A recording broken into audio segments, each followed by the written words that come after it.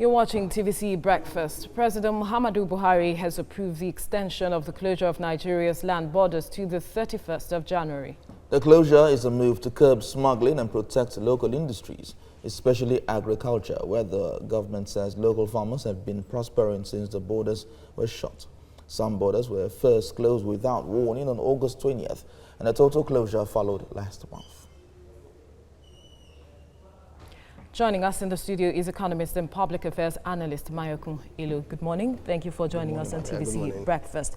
Now, some have asked that does the closure or extension of the closure of the borders really, is it really checking smuggling? Because some reports coming out from that region is showing that there are still cases of smuggling going on, and the fact that Nigeria has other illegal entry points, over 1,000 of them.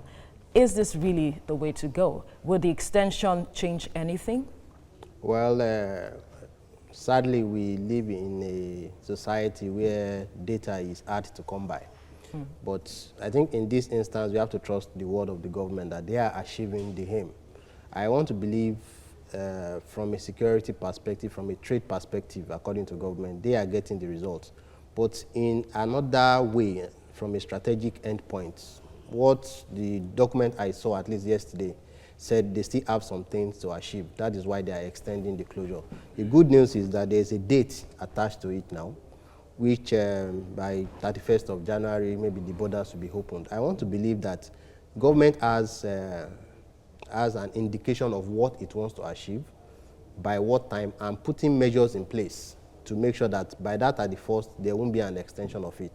Because as at now, neighboring countries are already complaining. Absolutely. They are complaining about the trade because they too can retaliate sometime in the future if this is not nipped in the bud and addressed.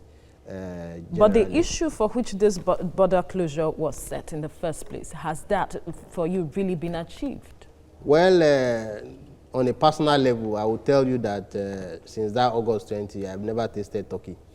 You know, I used to believe that this thing is available in the country, but since that day, places where I normally get those, I have not been getting them to hit, you know. So if rice is available, although more expensive, it can spur local production. But the onus is on government and the authorities to make sure that the gains of the border closure are realized domestically.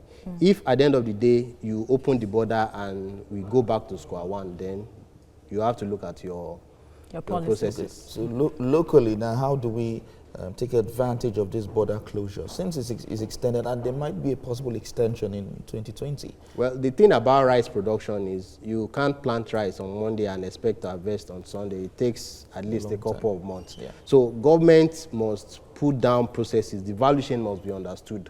Who are the people growing the rice?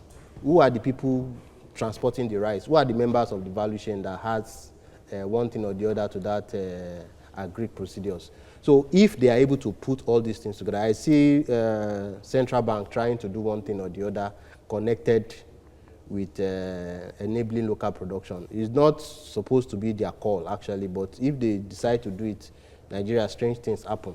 I will allow that as far as we get the results. And people, or let me say, experts have come to question this policy coming from the central bank encouraging loans and all of those, or what it came up with, like you said.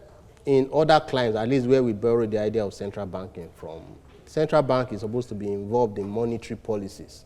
But this one is going in the area of trade and fiscal policies, which should not ordinarily not be.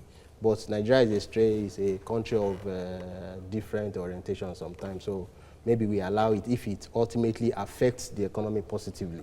Otherwise, they have to take a second look at whatever it is they are doing, and maybe we get forward with it. But then another issue that people are looking at is the aspect of the cost of production in the country. When you look at the cost of food production, the cost of workforce, it's said to be on the increase? Because we've been looking at how China closed its borders, and that is what we are trying to borrow a lift from. But when these indices are put together, the question is, we haven't really put in place the structures that will enable local capacity for all of what we are that's looking actually at. in line with what I said earlier. If we want to take advantage of the border closure, we should, within these 3 to 6 months, improve on our internal production, such that whenever you open the border, an advantage has been preserved, you know, over the period. But I don't see much in the way of that. Are we channeling our youth? Are we giving them enough incentives to go into agric and all the rest of it? Because some people, I read a report yesterday where somebody was saying that even Yahoo boys will reduce, whether this, I don't know whether the orientation is going to be different overnight for them not to go into the Yahoo business at the end of the day. You know, the thing is, the value chain in agric is big and large, and all the, you can even export if the case may be, but there are some things you have to look at. Infrastructure is one of them. Storage is another, because 50% or more of the things we produce within the agri sector in Nigeria is actually lost due to lack of storage facilities and transportation to the market. So those are the things we have to put together. Somebody has to sit down. There should be interdepartmental agencies coming together and looking at how to take advantage of this border closure. The argument has been on that Nigeria just signed the Africa Free Continental Trade Agreement, and it is closing its borders, that this is inconsistent with the agreement and also the ECOWAS protocol. Well, it might look inconsistent, but it's not inconceivable. Earlier in the year, at least 2 countries in Africa closed their borders. I think one of them is Sudan. They closed their borders with Libya and DR Congo. Then Kenya briefly also closed its border with Somalia earlier, but those were on security issues. And health issues. This one is new in that it's trade related. I give you a background. Benin Republic is a country with a population of about 10 million people. Their land mass is about 10% of Nigeria's land mass. But the imports that go into Benin Republic, 80% at least, are destined for Nigerian markets.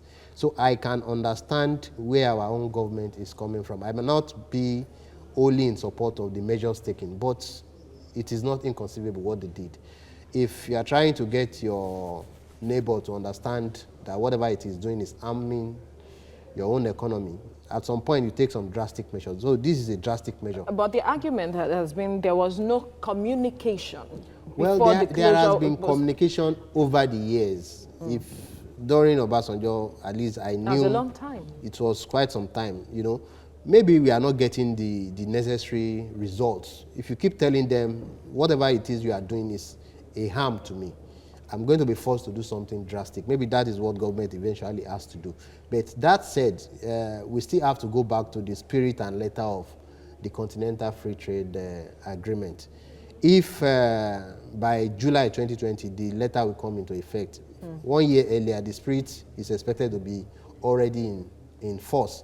But I think there's a red light, a red flag of some sort that the agreements and all the countries involved have to be looking at. Because with xenophobia in South Africa, with Ebola in DR Congo and other places, with other countries looking at some things that are not thinking continent-wide. And Nigeria is so concerned about the trade relations. So invariably, that may not fly.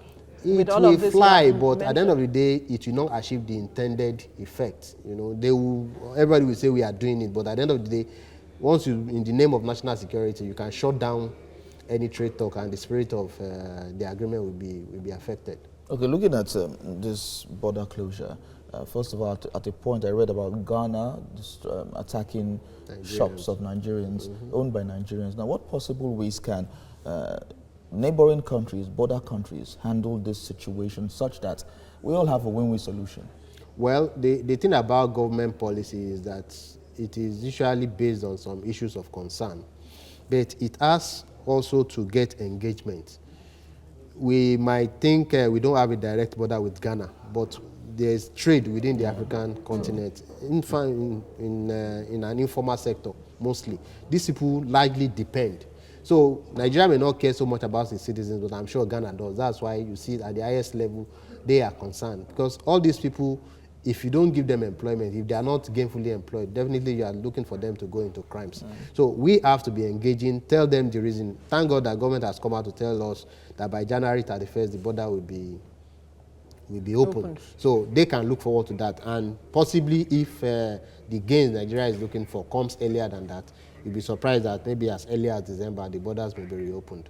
All right, so what likely implications are you foreseeing within this period in terms of other countries? You think that who feel hurt by this policy, do you think that they could also come up with their own kind of perhaps retaliation? Well, luckily for Nigeria, in this instance, we are the big brother. There's little that can be done to harm our interests because we have access to the sea. We can import from other countries. So the neighboring countries are gaining more from Nigeria being here than we are gaining from them. Their economy is actually tied to our economy, not so much vice versa. Yeah. You know, so that is an advantage we seem to have for now. The Vice President speaking recently said the border closure was to get attention of neighboring countries to take policing of the borders seriously. And so far, what do you think would come out of this from neighboring countries? What do you expect perhaps should begin to happen now? I think this is what you can call a warning shot, you know, in advance of the African Continental Free Trade Agreement. They now know that AFCTA notwithstanding, there has to be some ground rules. Absolutely. And that national security and trade, national interest trumps Africa-wide agreements.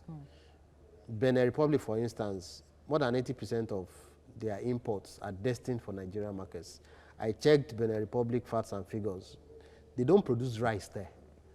So if they are sending rice to Nigeria, we have to ask, are you producing that rice? Because if the rice is being produced in Benin Republic, for instance, under the FCTA agreement, they can ship to Nigeria, but they don't. So Nigeria has a case in asking that, okay, you cannot turn us to dumping ground while denying us of some needed revenue. The conversation moving forward now, what do you expect with the countries? Well, I'm sure as we are speaking, the presidents and high-level hierarchy of those countries involved are already engaging with Nigeria. So what we have to agree on are routines, what is expected. If you are shipping something under the new AFCTA agreement, this is how it has to go. The agreement notwithstanding, we will take this, we will not take this. But more importantly, Nigeria too has to use the window to get its house in order. Storage, infrastructure, values, and processing. These are the areas where we should develop our strength. International trade is based on the principle of comparative advantage. Absolutely. What it is that you can produce cheaply, more cheaply than your neighbor. If we get advantages in one or two areas, Greek being one of them, definitely we employ our people. We even sell stuff to the neighboring countries around us instead of being dumping grounds. All right. Okay. Thank you so much, Mayokun Ilo, for your time on TVC Breakfast.